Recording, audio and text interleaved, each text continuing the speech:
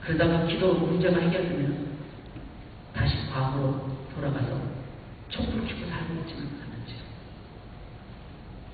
촛불에서 언제나 불을 환하게 밝히는 영적인 전도 생활을 하시길 바랍니다. 성령께서 공급해 주시는 한 아무리 그 영적인 전기 파워를 끌어당겨도 거기에는 소진함이 없고 더 풍성하게 인도하여 주실 줄 믿습니다. 이렇게 계속 기도하는 것은 이 세상이 그리스도인이 해야 될 너무나 중요한 하수원의 자세라는 걸 기억하시기 바랍니다. 이 건물 보시면은 이 건물이 잘 지어졌는데 이 건물에 불이 딱 나가는 순간, 전원이 끊기는 순간 뭐가 들어오는지 아세요? 전기가 나가는 순간 저기에 있는 비상등이, 저쪽에 비상등이 들어옵니다. 나가는 순간. 지금 비상등은 역할 안 하는 것 같죠? 지금 역할하고 있는 겁니다. 대기하고 이걸 액티브리 웨이팅한다고 그러죠. 예수 믿는 자는 세상이 어두워질 때 영적으로 기도하는 자는 그 어둠을 기도의 눈으로 밝힐 수 있는 자들이 될 줄 믿습니다. 그럼 우리는 계속 기도해야 됩니다. 주님 오실 때까지 기도의 눈물을 꺼뜨리지 않으셔야 합니다. 우리가 계속 기도하시다만 우리 주중의 생활이 의미가 있게 됩니다. 위클리라고 하죠. 주중의 생활을 W-E-E-K-L-Y, 위클리가 아니라고 합니다. 기도하지 않으면 어떻게 될까요?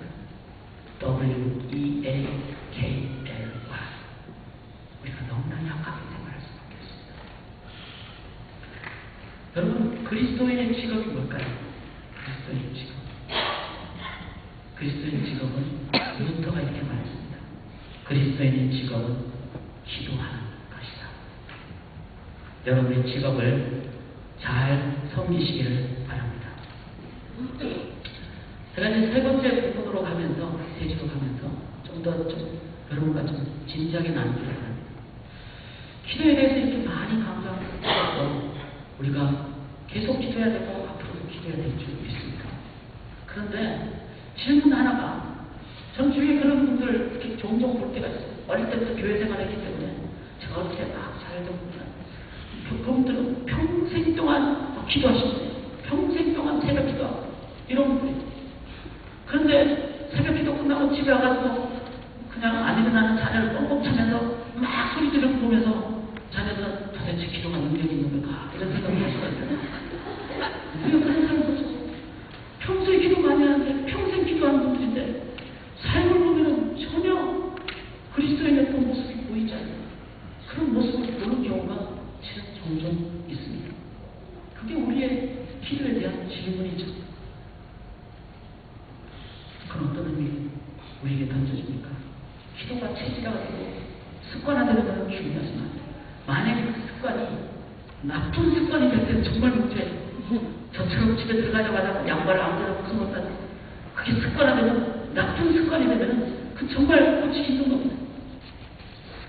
그리고 우리의 삶에 기도도 바른 기도를 해야 된다는 것이죠. 어떤 사람이 어릴 때 자라면서 나 지금 공부하니까 좋은 성적 주십시오. 하나님께 기도했어요. 대학 잘 들어간 다음에 하나님 좋은 직장 갖게 주십시오. 기도 많이 했어요. 그 사람이 직장 들어가서 나 좋은 사람 만나서 배우자 만나서 좋은 가정 꾸리게 해주십시오. 기도 많이 했어요. 그 사람이 자녀 낳기 전에 좋은 자녀 들어가서 잘 기르게 해주십시오. 그렇게 기도 많이 했어요. 그 다음에 우리 자녀들 정말로 건강하고 유복하게 잘생겨 주십시오. 기도 많이 했어요. 그리고 나 정말 9988 234처럼 내가 2, 3일만 아프다가 잘 지냈고 99세까지 팔팔하게 살다가 죽게 도와주십시오. 그렇게 기도했어요. 그렇게 보면 그 사람 옆에서도 평생 기도하는 사람처럼 보이죠. 그러나 그 사람은 잘못된 기도하는 사람. 그런 기도자를 보면서 그 사람 속에 하나님의 그 큰 마음이 담겨져 있는 거예요. 기복적인 신앙, 잘못 습관화된 기도는 우리의 삶이 너무나 잘못된 길로 인도하기가 쉽다는 것입니다. 다니엘은 어떤 사람이었습니까? 여기 보면 6장 16절, 여러분의 성경에 한번 줄을 보시면서 보십시오. 6장 16절 하반부에 이 다리오 왕이 네가 항상 섬기는 너의 하나님 너를 구원하시리라. 그리고 20절에 중반부에 다니엘에게 묻되 살아계시는 하나님의 종 다니엘아, 이렇게 되어 있습니다.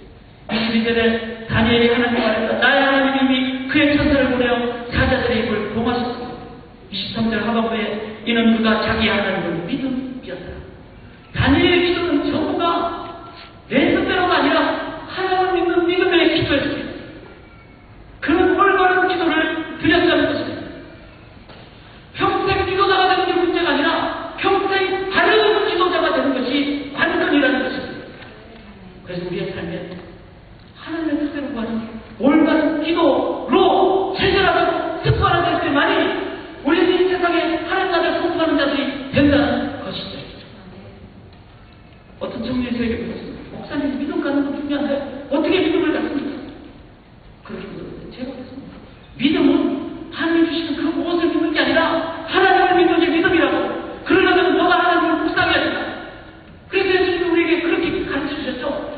첫 기도로 하늘에 계신 우리 아버지여, 아버지의 거룩히 여김을 받으시오며 하나님의 뜻이 하늘에서 이루어진 것처럼, 즉 예수님의 기도는 전부가 아버지의 이름, 하나님의 뜻, 그리고 하나님의 나라, 이것이 우리가 기도해야 될 첫 번째 모습이었습니다. 하나님을 묵상해야 됩니다. 아버지의 뜻을 물어야 됩니다. 아버지의 뜻이 어디 있습니까? 바로 성경 아닙니까? 성경. 여러분, 성경을 덮어놓고 읽으면 안 되죠. 성경은 펼쳐놓고 읽으셔야 되죠.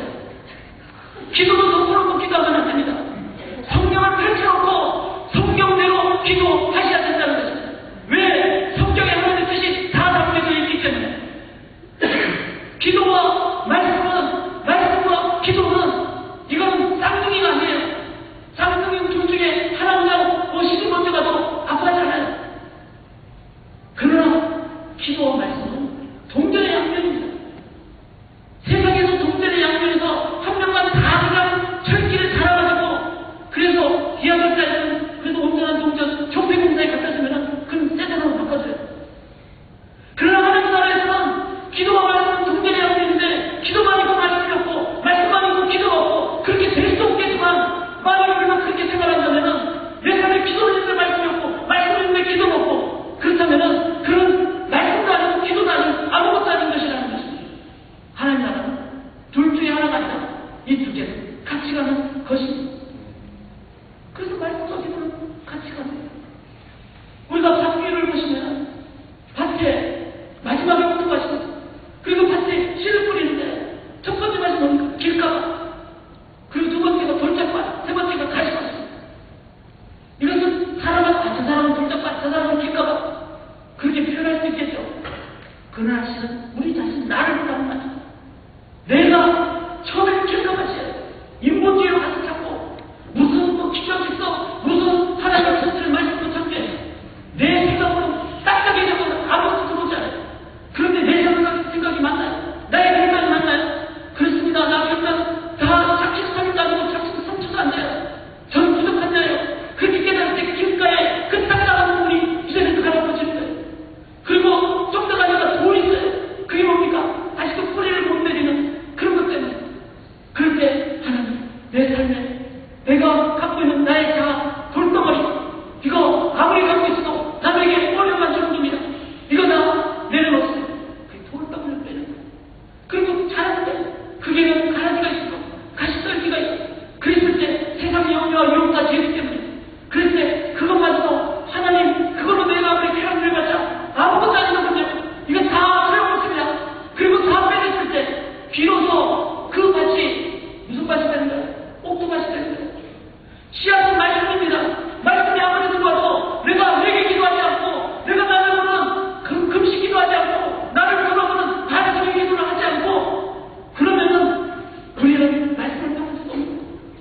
이 단기교는 기독교고 말씀이고 그래서 말씀과 기도는 같이 가야 되는 것입니다. 시편 119편은 176절로 되어 있습니다.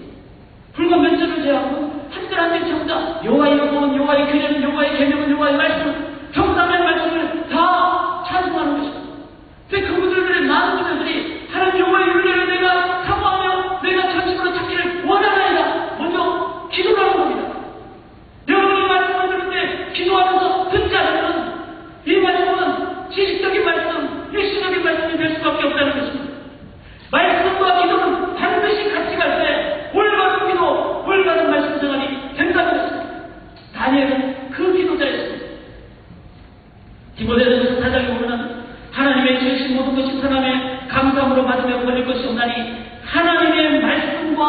기도로 거룩하였습니다.